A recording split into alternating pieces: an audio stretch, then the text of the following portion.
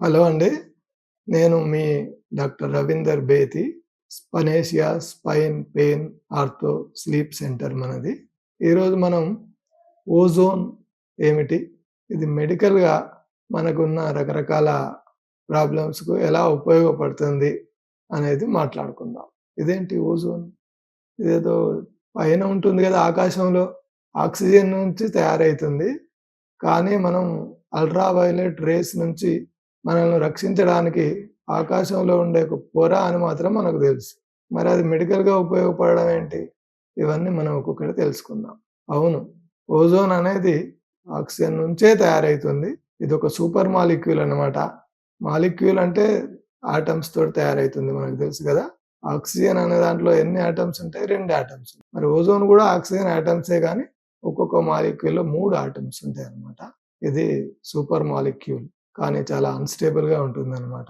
ఆక్సిజన్‌ను ఒక రకమైన ఎలక్ట్రికల్ షాక్‌లకు గురి చేయాలన్నమాట. అప్పుడు ఆక్సిజన్ ఇంకో ఆటమ్ విడిపోతుంది 2 ఆటమ్‌లుగా. ఆ విడిపోయిన ఆటమ్‌లు ఏమైతాయండి? అవి అన్‌స్టేబుల్‌గా అక్కడ తిరుగుతూ ఉంటాయి పైన. అందులో ఒక్కొక్క ఆటమ్ ఒక్కొక్క ఆల్రెడీ తయారైన O2 ఆక్సిజన్ మాలిక్యూల్‌తో కలిసి ఈ ఓజోన్ అనేది తయారైతుందన్నమాట. అంటే ఆకాశంలో మబ్బుల మధ్యన ఉన్న ఎలక్ట్రికల్ డిశ్చార్జ్ వల్ల వచ్చే థండర్స్, స్టార్మ్స్ అంటే ఉరుములు, మెరుపులు దగ్గర ఉన్న ఆ లైట్‌గా ఉన్న ఆక్సిజన్ లేయర్. ఆక్సిజన్ మన దగ్గర ఎక్కువుంటుంది. పైకి పోతుంటే అట్మాస్ఫియరిక్ ప్రెషర్ తక్కువైతుంది కాబట్టి ఆక్సిజన్ మాలిక్యూల్స్ దూరం దూరంగా ఉంటాయి. వాటితోటి ఓజోన్ తయారైతుంది. అది యూజువల్ మాలిక్యూల్ గాదు గదా! ఆక్సిజన్ మాలిక్యూల్‌లో 2 ఆటమ్స్ ఉండి అవి విడిపోయి ఇంకో ఆక్సిజన్ ఒక్కొక్క ఆటమ్ ఇంకో మాలిక్యూల్‌ని పట్టుకొని ఓజోన్ తయారైనప్పుడు అది అంత స్టేబుల్ మాలిక్యూల్ గాదు మరి. అది స్టేబుల్ మాలిక్యూల్ అయితే అది అన్‌స్టేబుల్ మాలిక్యూల్.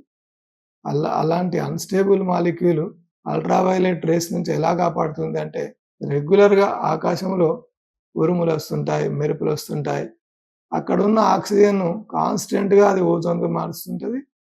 తయారైన ఓజోను మళ్ళా కాన్స్టెంట్‌గా మళ్ళా విడిపోయి ఓన్లీ ఆక్సిజనే మిగిలిపోతుంది. అంటే ఓజోన్ లేయర్ అనేది ఎప్పుడూ తయారైన మాలిక్యూల్స్ తోటి ఉండే లేయర్ గాదు. అందులో కొంత వెళ్ళిపోతుంటే కొంత తయారైతుంటది. ఇది డైనమిక్ ఈక్విలిబ్రియం అంటారనమాట. అంటే ఎప్పటికీ ఒక కొత్త వస్త్రం లాగానే ఉంటుంది. ఒక సిల్క్ వస్త్రం లాంటిదనమాట ఇది. ఎప్పుడు చూసినా ఒక కొత్త దానిలాగా ఉంటది. ఒక మాలిక్యూల్ వెళ్ళిపోయి ఇంకో మాలిక్యూల్ అంటే మన ఎర్త్ మీద పైన ఉండే లేయరు ట్రోపోస్ఫియర్ అంటారు. దాని పైన ఉండే లేయర్‌ను స్ట్రాటోస్ఫియర్ అంటారు. దాంట్లో ఈ ఓజోన్ అనేది ఒక సిల్క్ వస్త్రము లాంటి ట్రాన్స్‌పరెంట్ లేయర్ అన్నమాట. ఇది బ్లూ కలర్‌లో ఉంటుంది మామూలుగా. మనల్ని అల్ట్రా వయలెట్ రేస్ నుంచి రక్షిస్తుందని చెప్తాం. మరి నన్ను అడగొచ్చు. కొంతమంది అంటారు, నీటి మీద, భూమి మీద కాలుష్యం ఉంటుందంటారు. దాంట్లో గూడా ఓజోన్ ఉంటదంటారు. ఈ ఓజోన్ అనేది చాలా బ్యాడ్ అని, కాలుష్యాన్ని కొలవడానికి ఓజోన్‌ను కొలబద్దగా తీసుకుంటారు. ఓజోన్ ఎంతుంటే అంత కాలుష్యం ఉన్నదనమాట. ఈ కాలుష్యం గురించి ఓజోన్ అంటారు. పైనేదో రక్షిస్తుందంటారు. ఇది మంచిదా? చెడ్డదా?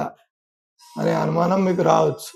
నేను జెప్పేదేందంటే, పైన మనల్ని కాపాడే ఓజోన్ పొర అనేది మంచిది.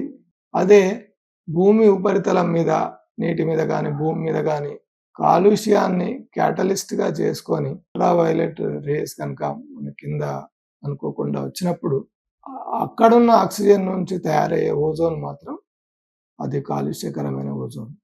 ఓజోన్ అనేది ఆక్సిజను, ఓజోను కలిపి ఉన్న ఓజోన్ మాత్రమే మనకు యూజ్‌ఫుల్ అన్నమాట. ఇలాగ కాలుష్యంలో ఉన్న ఓజోను, నైట్రోజన్ కలిసిన ఓజోను మనకు పనికిరాదు. ఇది మనం తెలుసుకుందాం.